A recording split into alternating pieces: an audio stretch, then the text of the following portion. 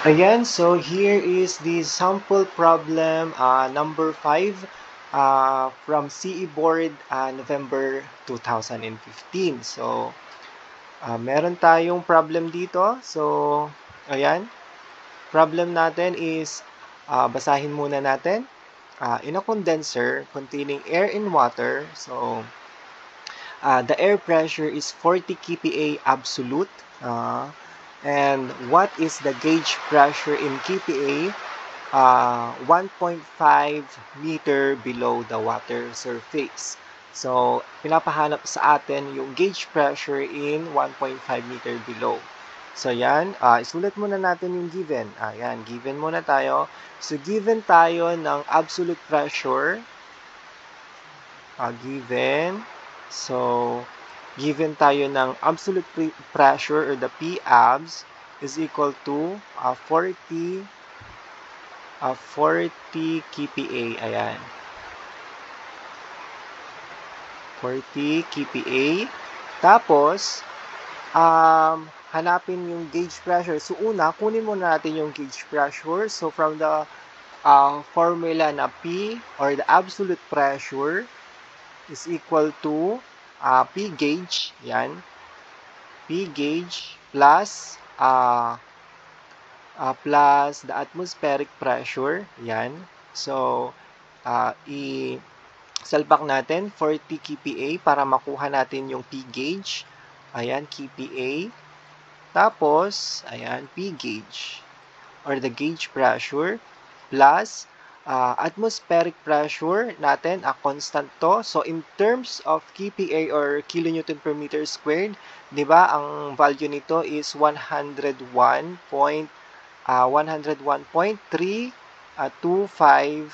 kPa. Yan. So, kung natatandaan nyo, yan. So, makukuha natin yung gauge pressure natin is equal to 40. So, ilipat natin. Ito, ilipat natin doon. So, 40 minus 101.325. Ayan, so magiging negative 40 minus 101.325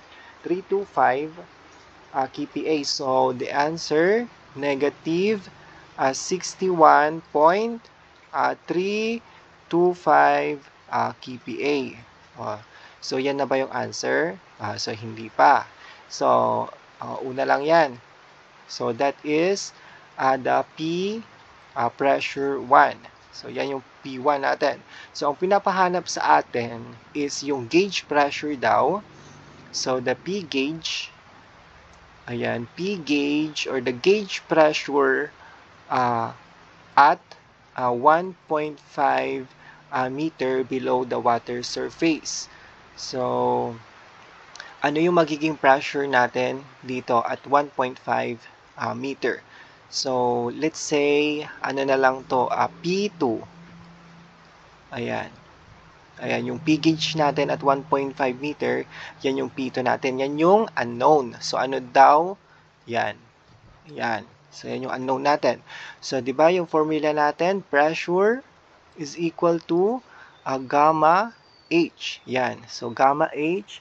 So, P, ayan, P2. So, yung hinahanap natin is the P2 or the P gauge or the gauge pressure at 1.5 meters. So, yan yung magiging P2 natin or the pressure 2. Pressure sub 2 is equal to gamma H. So, plus. So, yung nakuha natin na first na gauge pressure or the P1, i-add lang natin dito. Yan, i-add lang natin dito sa may dito sa ano natin para makuha natin yung gauge pressure sa second na ano natin. So, P sub 1 or the P1. So, para makuha yan, P2 is equal to gamma, ayan, gamma H. So, water. Water naman yung ano. So, ito, watch out nyo to. Ito yung mga binibigay na liquid. So, dito kayo magbe-base kung ano, yung mga unit weight natin. So, unit weight natin for water. So, 9.81. Ayan, 9.81 kilonewton per cubic meter. And then times natin, which is ito, Itong 1.5 meter is ito yung h natin or the height. So, yan, 1.5 meter. Plus, i-add natin ngayon yung nakuha natin na P1 or the first na nakuha natin na gauge pressure, which is negative 61.325. Let's say, ano na lang to muna, i-ano natin, di ba ang kPa, ano na yan, yung kPa, di ba, kilonewton meter, kilonewton per meter squared. So, yan, ano muna natin, kilonewton meter squared. Yan. So, ito maka-cancel, magiging meter squared ngayon. And then, ngayon, ang second na gauge pressure natin or the gauge pressure sa at 1.5 meter ay, so, input natin sa calculator, 9.81 times 1.5 plus negative 61.325. So, the answer is negative, negative 46.61 kilonewton per meter squared, or palitan natin in kPa.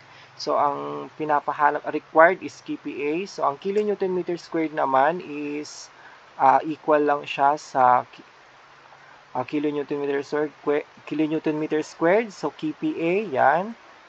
So, yan yung answer natin. So, that would be our answer for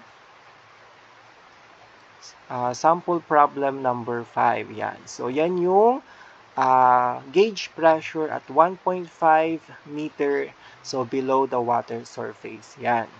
So, negative 46.61 kPa. So, that would be our answer for sample problem number 5.